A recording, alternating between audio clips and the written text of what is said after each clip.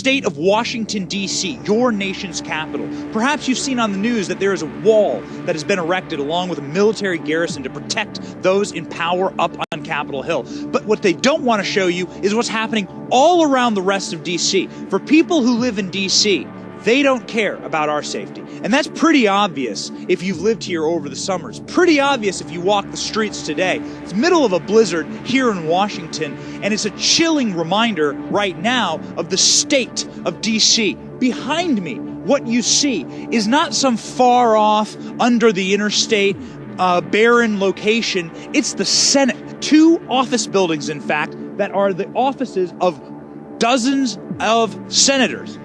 The Hart Building and Dirksen. What stands before it? 1, obviously, Nancy Pelosi's famous wall. You can see the garrison there. 2, a permanent homeless camp. A homeless camp that we don't know when exactly it popped up, the last couple months, but here it sits. This camp has not, by the way, been attempted to be, the city has attempted to move any of these people. They've actually brought in sanitation and waste. The city has used our tax dollars to fund the homeless camp. This is the absolute state of Washington, D.C., a city in decline. Very scary. On this episode of Benny on the Block, we're going to look at some of the realities of living in Washington, D.C., and what life is actually like for the people who live there, and who's really getting protected here today in Washington. Behind me, you see the miles-long fence that Congress has put up to protect themselves because they felt scared in Washington, D.C. Well, guess what? Join the club.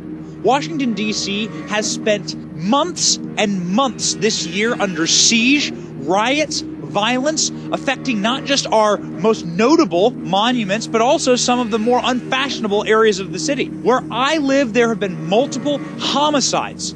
On this show, we have covered multiple areas of the city, not the fancy places where you might find the politicians, but places where normal people live. You have covered how young kids have been shot dead in the stoop of their homes. And guess what? We don't get a wall.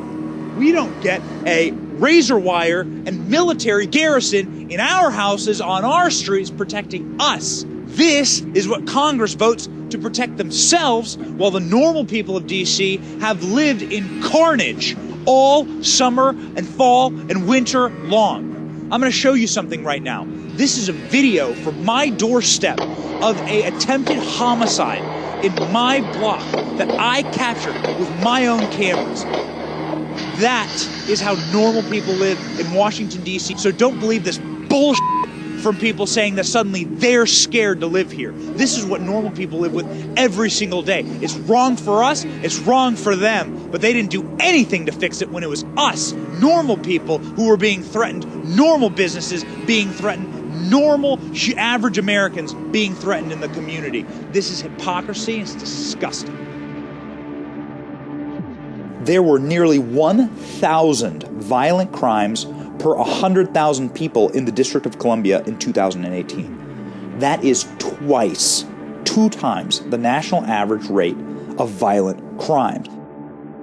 D.C., therefore, is twice as dangerous to live in than any other state on average. Last year, 187 people were killed, making Washington, D.C.'s homicide count the highest it's been in almost 2 decades. Homicides rose a staggering 19% in 2020 from the previous year. Assault with a dangerous weapon, a category of crime, rose 3% in 2020. Motor vehicle theft increased by a steep 50% in 2020. Arson crimes increased 63% in Washington, D.C. this year. Violent crimes are up in 2021 in comparison to 2020. Violent crimes are up by 1% in Washington, D.C.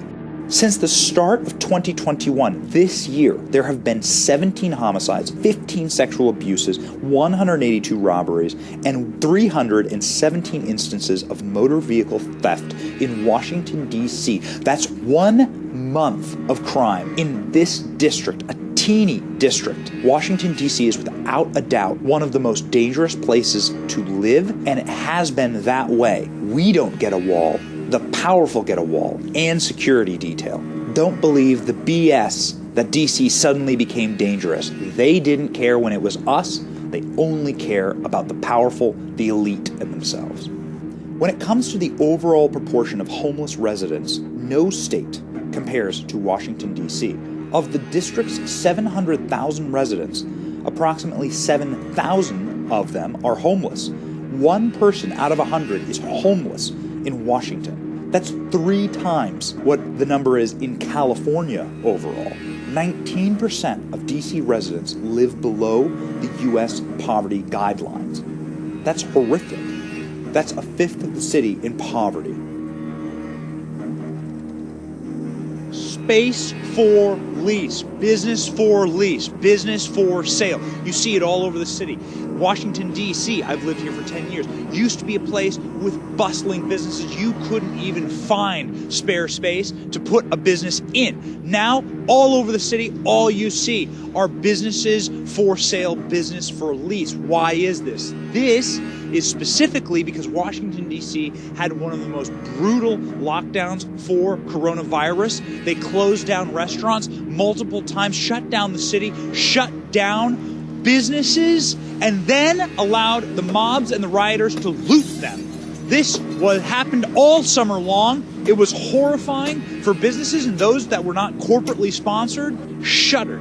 Right now, D.C. is a ghost of its former self. Many business owners tell me that it will be years before D.C. gets back, if it ever comes back. This is a sad sign for a once bustling city. Nearly half of small businesses closed in Washington, D.C. due to COVID-19 and the restrictions placed on the businesses by the leftists who run this city drove businesses into the ground unnecessarily. This is cruelty.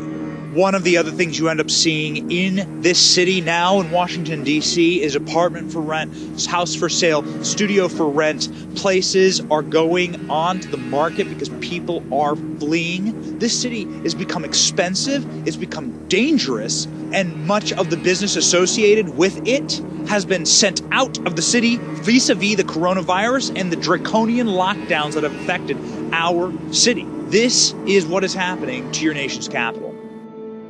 Union Station, the crown jewel of Washington, D.C., architecturally one of the most beautiful buildings here in one of America's most prized, beautiful cities, now sent to ruin, absolutely empty. You are here in the middle of the day, in the middle of a work day, in a place that would have been one of the busiest, most bustling, most thriving areas of the city. Trains coming in and out, metro station coming in and out, a bunch of restaurants, businesses by the dozen completely shuttered. This is a direct result of DC taking itself off the map when it comes to tourism and off the map when it comes to location you would want to visit or do business in. In front of the White House, now the home of Joe Biden.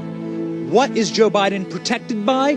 Walls. Not 1, not 2, not 3, layers of walls. Here in BLM Plaza, the same thing. Gates, walls, refuse, barriers, police. Why? Because this is precisely the reflection of the entire dynamic of Washington, D.C. The protection for the powerful and the rest of us left to fend for ourselves. A city in decline, a city of chaos, where violence, mobs, riots reign supreme, where homeless encampments are allowed to spread to some of the most iconic areas of the city, where the residents live in fear and are fleeing, where people are losing their jobs and businesses are crumbling, cratering, but the powerful are safe and sound, protected behind the same walls and barriers that they called racist, that they called evil for the last 4 years. Protected behind big, beautiful walls where they feel safe. The rest of us left to fend for ourselves in the nightmare that they created. This is the absolute ruin of Washington, D.C. This is what the left is doing to your nation's capital. Do not let them do it to your city. This has been Benny on the block in Washington in a blizzard. Benny in the blizzard on the block. See you next week.